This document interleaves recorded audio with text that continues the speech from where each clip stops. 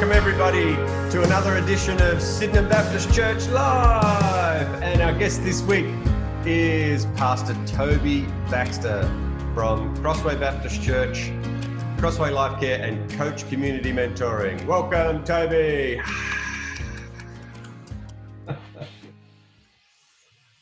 Thanks for joining us. We're looking forward to your message on Sunday. Tell us about life and family for Toby Baxter. Yeah, well, I live in Warneet, and I'm going to be talking a little bit about Warneet in the message. Our children are all sort of grown up, and I've got three kids: Molly, who's 20, Zach, who's 24, and Josh, who's 26, and they live out of home. I'm a pastor at Crossway, and I'm the director of Coach Community Mentoring. And we empower partners to mobilize ordinary people, ordinary Christian, for extraordinary community impact. And we want to see people in tough places flourish through mentoring. And I'm very passionate about the mentoring. And we've got 122 partners across Australia and 17 in the UK. We partner with big churches and small churches to mobilize ordinary people into their community so that they can have an impact locally in their neighbourhood. Some people at Sydenham will know a little bit about Coach, but for people who don't, can you just tell us very practically, how does Coach work? Great question. So Coach at the sort of community level is quite simple. A mentor is just we describe mentors as people with purpose who draw alongside a family or young person who are doing it tough, offering them support and mentoring towards life goals. So mentors are just ordinary people who say, yeah, I'm up for this. I'm going to support a family or a young person for 12 months, and I'm going to give up 1 or 2 hours a week, rather, to do that. So the commitment's sort of doable. So 1 or 2 hours a week, I mean, that's 2 episodes of Netflix for you, Julian. So it's doable. We've designed it to be doable for the ordinary person, and there's some flexibility because it's up to you and your family you're going to be mentoring to negotiate that time, that slot to catch up. And it looks pretty ordinary. It's going for coffee together, going for a walk on the beach, going to the park, going shopping together, going to TAFE, finding an interview, finding an application form for a job interview, those sorts of things. So pretty ordinary sort of stuff, but it can over time have a big impact. Which 2 hours of Netflix would you recommend that they give up? Would you recommend that they give up the Gilmore Girls? Or would you be suggesting something more like Tiger King would be? Tiger King, definitely give up Tiger King. Okay. Gilmore Girls is a bit, my daughter loves Gilmore Girls, so I better not suggest we give up Gilmore Girls. But what sort of training do people need to? The training involves a day face-to-face training, or we've been currently doing that on Zoom, of course. Plus an online component. So the initial training is about 14 hours. There's some support after that initial training as well. The people that we mentor, are they part of churches, or are they just people from the community? So mostly from the community. So currently we've got about 1,204 mentors active and approved, and they're supporting just over 1,000 families and young people across the nation. So there's some mentors who are approved and not matched.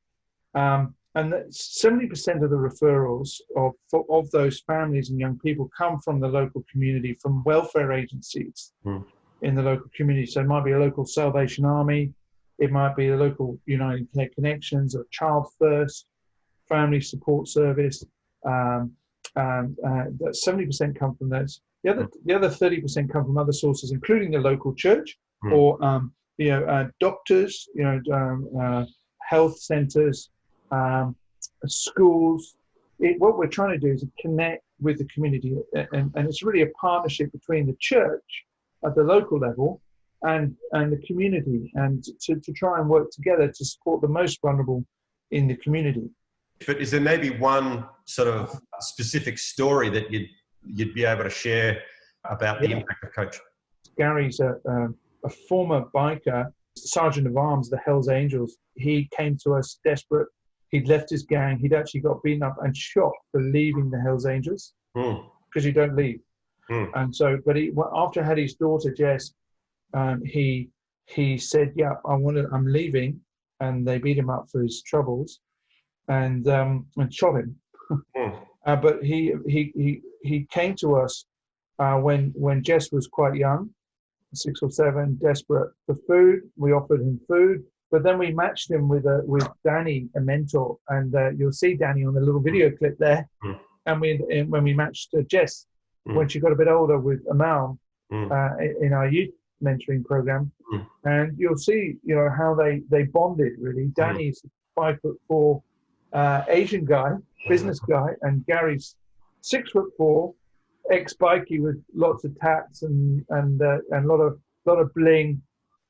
Gary's actually given his life to Christ, and he volunteers now at Crossway, and he's fully immersed in the church. Great. And he's become a person of peace to other people in his community and help them. That's fantastic. Now, people will have already figured out that you talk a bit funny. So we met 20 years ago when you first came to Australia, I think. That's right. So we just want to test how good Australian you are at the moment. Okay. So we've got a little quiz for you. Okay. Oh my word. Okay. So I am a citizen. So, but now you have to take a test. So this is the citizen test, is it? Yeah. This is it. Oh, Here it comes. Okay. The Indigenous people of Australia have been on this continent for A, 600 years, B, 6,000 years, or C, 60,000 years? C. Correct. Well done. Oh. Most of Melbourne is on which First Nations land? Let me get this pronunciation correct. Wunjaderi. Yeah. Now we should do a reveal here that you're dyslexic, so stuff like this can be quite tricky for you. I am dyslexic. Yeah, I am dyslexic. I'm very transparent. Wurundjeri. Yeah, well done.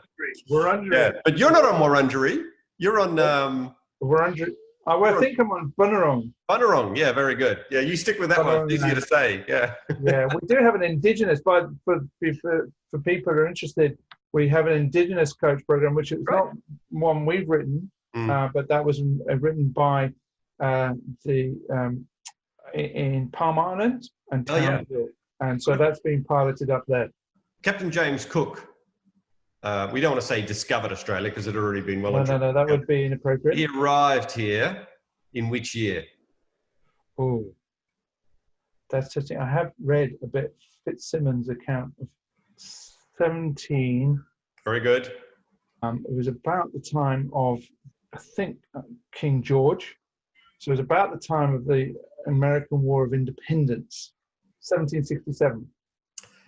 So close, and your powers of deduction are fantastic because yes, there is a lot of correlation with the American War of Independence, all going on at the same time. 1770. The Australian flag has which flag in its corner? Oh, the Union Jack. Correct. How many stars are there on the Australian flag? 6. How many points are there on the large star underneath the Union Jack? 5. 7. 1 for each state and 1 for the 2 territories. Melbourne was founded by who? Give you a hint. It wasn't Superman.